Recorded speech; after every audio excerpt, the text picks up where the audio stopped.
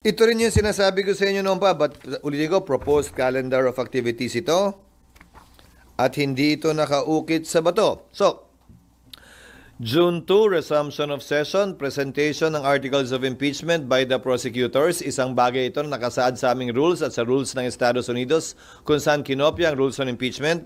In other words, babasahin man lamang yung mga allegations sa plenaryo para formally ay maging parte ng records ng Senado ito. Approval ng rules dapat magawa na rin namin ng June 2. Again, more or less, depende kung gaano kahaba ang debate. June 3, pwedeng mag-oath taking na ang mga senador bilang judges. Mauuna mag-oath taking ang presiding officer at yung presiding officer magpapa-oath sa mga senator judges. Pwede na ring pagkasunduan doon ang pag-issue ng summons na pwedeng ma-issue by June 4. From June 14 to 24, palitan ng pleadings yan sa magkabilang panig.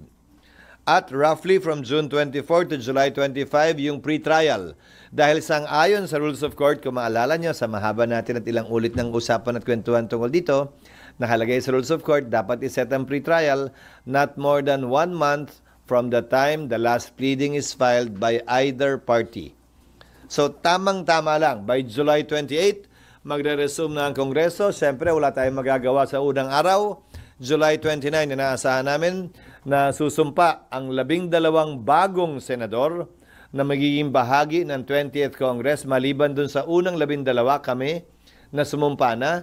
Hindi naman na kailangan sumumpa pang uli.